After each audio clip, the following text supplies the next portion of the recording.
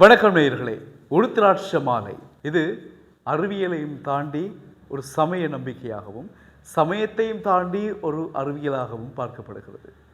இந்த உருத்திராட்ச மாலை ஒரு மூட நம்பிக்கையா அல்லது அதை தாண்டி மக்கள் நம்பிக்கை கொள்கின்ற விடயமா? இவ்வாறான குழப்பங்கள் இருந்து கொண்டுதான் இருக்கின்றன. பல விடயங்களை நாங்கள் செய்கின்றோம். அந்த பல விடயங்கள் எல்லாமுமே எங்களுடைய முன்னோர்கள் எங்களுக்கு தந்த விடயங்கள் தான். நாங்கள் ஒன்றுமே புதிதாக கண்டுபிடித்ததில்லை. ஆனாலும் அவர்கள் கண்டுபிடித்த விடயங்கள் பிழை என்று வாதிடுபவர்களாகவே நாங்கள் காணப்படுகின்றோம். அதில் ஒன்றுதான் இந்த உருத்திராட்ச மாலை அணிவது. உருத்திராட்ச மாலை என்பது என்ன, அதனுடைய தாற்பயங்கள் என்ன, அதை அணிவதால் என்ன நடக்கும் என்கிற விடயங்களை சமய ரீதியாகவும் சொல்லியிருக்கின்றார்கள். அறிவியலும் இப்பதை ஏற்றுக்கொண்டிருக்கிறது. பார்ப்போம். சமய ரீதியிலாக சொல்வார்கள், உருத்திராட்ச மாலை என்பது மிகவும் தூய்மையானது, அது சிவனுக்குரிய ஒரு அடையாளமாக பார்க்கப்படுகிறது. இந்த உருத்திராட்ச மாலை அணிபவர்களுடைய மனம் என்றைக்குமே எளிமையாகவும் சுத்தமாகவும் இருக்கும். நேர்மறையான எண்ணங்கள் அவர்களுக்கு நேரானதாக சிந்தனைகள் இருக்கும். யாரையும் பழி வாங்க வேண்டும் என்ற எண்ணம் இருக்காது. சுத்தமான மனதுடன் இருப்பார்கள். அந்த தூய்மையை பேணுகின்ற வரையில் அதனுடைய தாற்பயங்களை நாங்கள் அனுபவித்துக் கொண்டே இருப்போம். இதைத்தான் விஞ்ஞானம் சொல்லுகின்றது. உருத்திராட்ச மாலை என்பது சரியான முறையில் எங்களுடைய மனதை திடப்படுத்தக்கூடியது. எங்களுக்கு இருக்கக்கூடிய அல்லது வரக்கூடிய எந்தவித நோய்களையும் தடுக்கக்கூடிய சக்தி இந்த உருத்திராட்ச மாலைக்கு இருக்கிறது. பொதுவாக காக்கை வலிப்பு, கக்குவான் போன்ற பலவிதமான பாடுதரமான நோய்கள் எங்களுக்கு வராமல் தடுக்கிறது இந்த உருத்திராட்ச மாலை தான். இந்த உருத்திராட்ச மாலையை யார் அணியலாம்?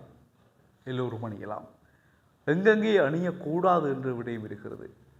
அது திதிய நடைபெறுகின்ற வீடுகள், மரணச்சடங்குகளுக்கு செல்கின்ற பொழுது, அதே போல பொதுவாகவே திருமணம் முடித்தவர்கள் தாம்பத்திய உறவுகளில் ஈடுபடுகின்ற பொழுது மாலை அணியலாம் என்ற வழக்கமானது என்று சொல்லப்பட்டாலும் கூட, தூய்மை என்பதை பேணுவதற்காக படுக்கை அறைகளில் உருத்திராட்ச மாலை அணிந்து கொண்டு செல்லக்கூடாது என்றும் சொல்லுகின்றார்கள்.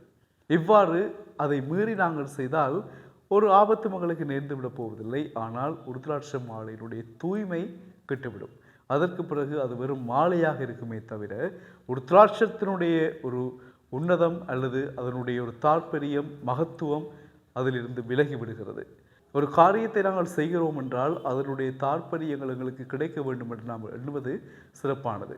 வெறுமனே ஏதோ ஒன்றை அணிகிறோம் பரவாயில்லை, எங்களுடைய வைத்திருப்போம் பரவாயில்லை என்றால் அது ஒரு பாரமாகத்தான் இருக்குமே தவிர அதனுடைய தூய்மைகள், அதனுடைய உள்ளடக்கங்கள், அதனுடைய பெருமதிகள் எங்களுக்கு விளங்குவது இல்லை.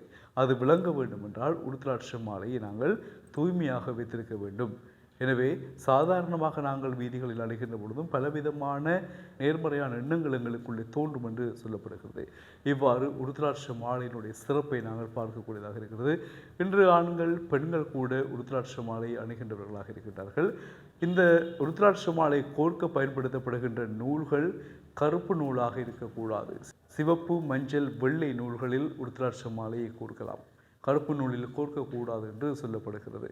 இதனுடைய காரணங்கள் விஞ்ஞான ரீதியாக உடல் வெப்பநிலையை குறைத்தலுக்காக சொல்லப்பட்டாலும் கூட சமய ரீதியாக சிவ உருத்திராட்சம் என்றபடியினால் அவருக்கு ஏற்ற கலர்களாக, நிறங்களாக பார்க்கப்படுகின்றன.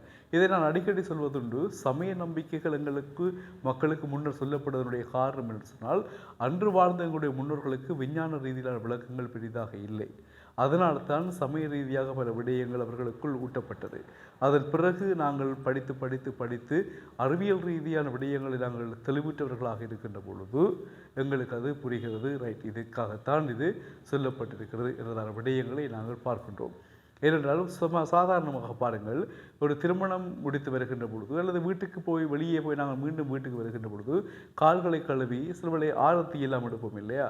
அதற்குரிய காரணங்கள் மஞ்சள் குங்குமத்திற்கு கிருமிகளை துரத்தக்கூடிய ஆற்றல் இருக்கிறது, கிட்ட நெருங்க விடாது. அதனால்தான் வெளியில் போட்டு வருகின்றவர்களை இல்லை திருமணம் முடித்து வருகின்றவர்களை மற்றவர்களுடைய கண் திருஷ்டிக்காக ஆரத்தி எடுத்து வரவேற்றல் என்பது எங்கள் பண்பாடாகவே மாறி இருக்கிறது. இந்த பண்பாடுகள், இந்த விழுமியங்கள் எல்லாம் கொரோனா காலத்தில் மீண்டும் எங்களுக்குள்ளே கொண்டு வந்ததை நாங்கள் மறந்துவிட முடியாது. இவ்வாறு எங்களுடைய முன்னோர்கள் தந்த ஒவ்வொன்றும் அற்புதமான பொக்கிஷங்கள். அதை நாங்கள் பேணி பாதுகாக்க வேண்டும். அதை நாங்கள் பயன்படுத்தவில்லை என்றாலும் கூட மற்றவர்களை கேலி செய்யாமல் பார்த்து கொள்ள வேண்டும். அதை பயன்படுத்துகின்றவர்கள், அதை பின்பற்றுகின்றவர்கள் மூட நம்பிக்கை உள்ளவர்கள், முட்டாள்கள் என்று யாரும் நினைத்துவிடக்கூடாது. உங்களுக்கு விருப்பமில்லை என்றால் தவிர்த்து கொள்ளுங்கள். அதுதான் இந்த செய்தியினுடைய நோக்கம். மீண்டும் சந்திக்கலாம் உறவுகளே. வணக்கம்.